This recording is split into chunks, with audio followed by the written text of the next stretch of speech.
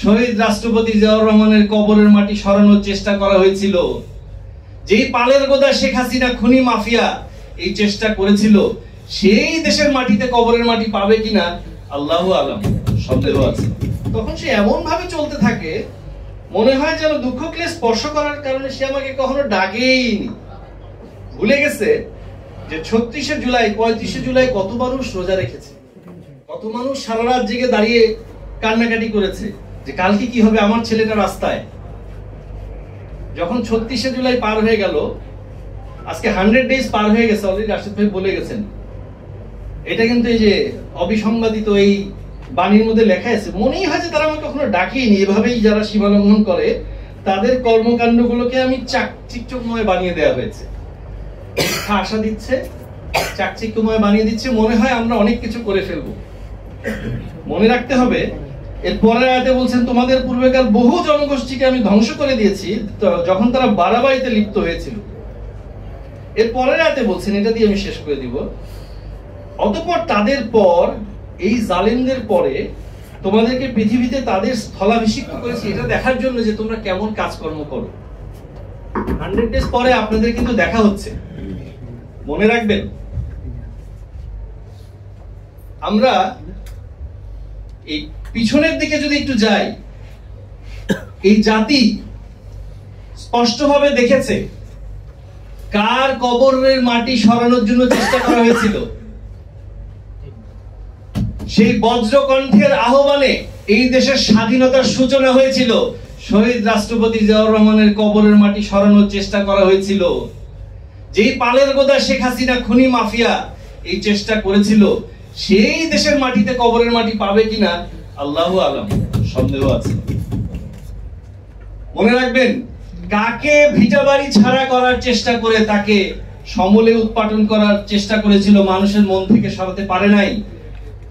বারবারের আপসহীন দেশ নেত্রী বেগম খালেদা জিয়া তার জীবনকে বাজি রেখে এই দেশ থেকে ফিরে এসে সেই অন্ধকার কুঠুরি জেলখানায় তিনি নিজেকে সেখানে বসিয়েছেন, তারপরেও আপোষ করেননি।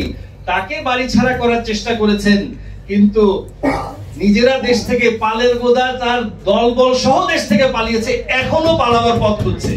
100 ডেজ পার হয়ে গেছে, প্রবাসী সরকার করার ঘোষণা দেয়, এখনো নিজেকে প্রধানমন্ত্রী দাবি করে।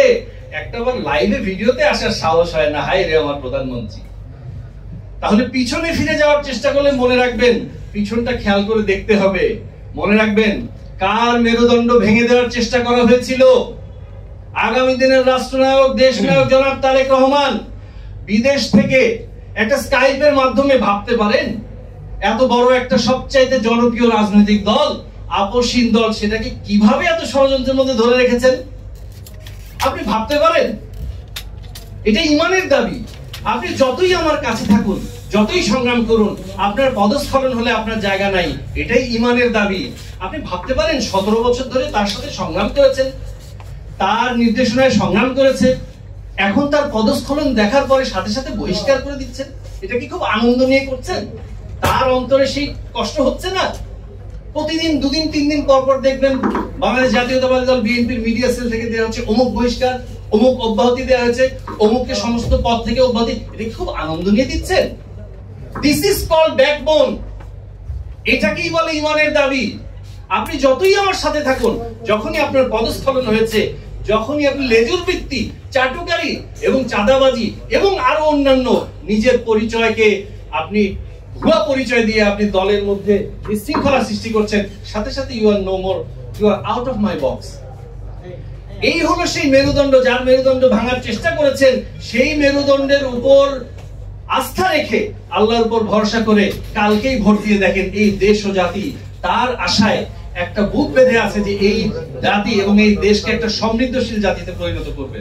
এই জন্য আবারও বলছি, দেখুন আপনার সাথে আমাদের কোনো বিরোধ নাই। সূরা মুহাম্মদ, সূরা ইউনূস, এই দুটাকে আর যোগ দিয়ে বলতে হবে না।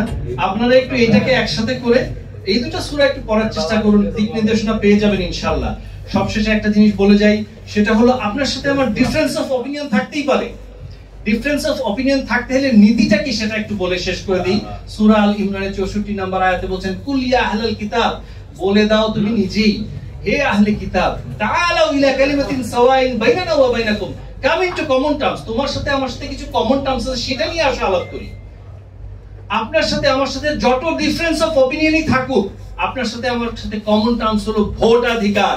গত 17 বছর ধরে মানুষ ভোট দিতে পারেনি। আপনি একটা বাচ্চা ছেলেকে জিজ্ঞেস করেন যে ভোটার হয়নি, সেও বলবে সবার মধ্যে একমাত্র কমন টার্মস হলো ভোটাধিকার।